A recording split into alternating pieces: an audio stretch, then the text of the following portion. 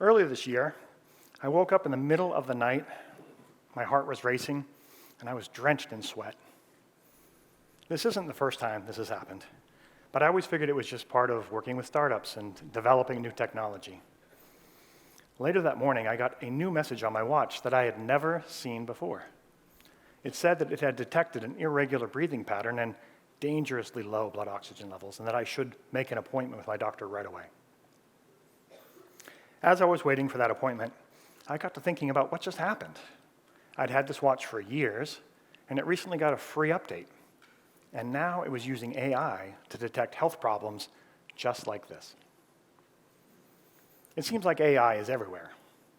But is it? Is it everywhere? Or is it just everywhere here?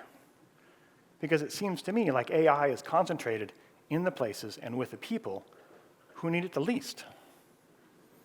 So I thought, how can we get more out of AI for the people who need it the most, in the people and the places that have far greater needs and far fewer resources? And that's what I want to talk with you about tonight. How can we use AI to maximize its impact for all of humanity? As I look back at my career over the last 30 years, I've always developed products with the latest technology, but focused on the human impact. I remember when I worked on a self-balancing, stair-climbing wheelchair. The technology was amazing. But what I remember most was how it lifted people up, literally. The look of confidence on that woman's face as she rolled into the office and met with her colleague face to face, not looking up at him, but eye to eye. Or the couple on the dance floor for the first time, eye to eye. And when I worked on a prosthetic hand for children, I knew that I couldn't give them back what they were born without, but I knew that I could do better than the current options, from a plastic claw to a metal hook. So I designed a soft, realistic-looking hand that a child could use to just, pick up a toy or just wave to a friend. Just be a kid. And when I worked with a team on a telepresent surgical system for DARPA, which later became the Da Vinci surgical robot, we used technology not to replace the surgeon, but to enhance their capabilities. And that's the way I think about AI. We want to use it to enhance, not replace. And I think of AI as the latest wave of technology coming in from this vast virtual ocean and landing here in our real world. Now, we've all seen these waves of technology before, from computers to the internet, mobile phones and social media, and now AI. And AI started off as this, fun little wave that we could all jump in and play around on, and we could chat with it and ask it all kinds of questions. And it would give us some reasonable answers sometimes. And our kids could use it to get help on their homework or even write their papers sometimes. But more importantly, it could be used to write code.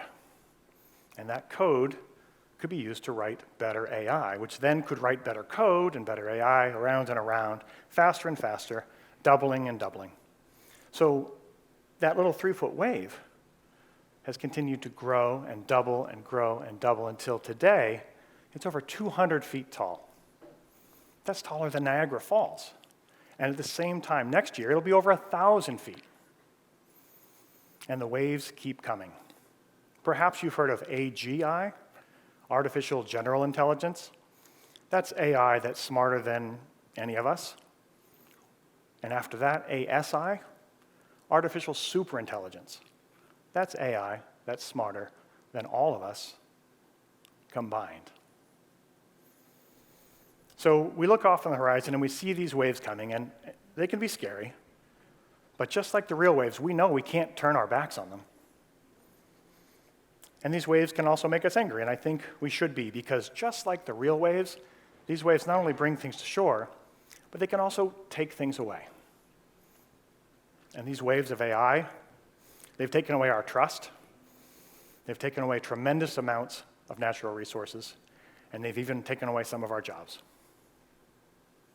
Still, when I look up and I see these waves, I think, that's a lot of power. How can we harness that power, and what can we do with it? Just like we harness and use the power from Niagara Falls. So recently when I was at MIT, I created and led a group working on frameworks that do exactly this. They use the power of the virtual world to have an impact here in the real world. It's called a digital twin, and it's not new. In fact, NASA's been using them for decades. It's how we control very complex systems, like power plants and the electrical grid, jet engines and aircraft, and satellites, and even the Mars rover. It's a secure, trusted framework that's very, very powerful, but actually quite simple to explain. So you've got the real world and the virtual world. And here in the real world, we've got a system that has sensors that sends data off to the virtual world and the digital twin. And here we use AI to test out thousands of ideas until we come up with the best solutions and then send that feedback to the real world, all to achieve a specific goal: to keep the power on, to keep the plane flying, or to keep the Mars rover on course from over 100 million miles away. And because we are using the power of AI, as AI continues to advance, achieving AGI and eventually ASI, we'll be able to use this framework to accomplish more in the real world than any of us, and eventually more than all of us combined.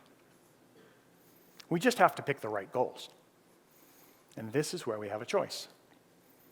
We can continue on the same path, spending trillions of dollars to develop AI to sell us things we don't need, or summarize a meeting we probably didn't need to be in the first place. But we need to think different. We need to think how we can maximize the impact for all of humanity. We need to think beyond profit. We need to think about people.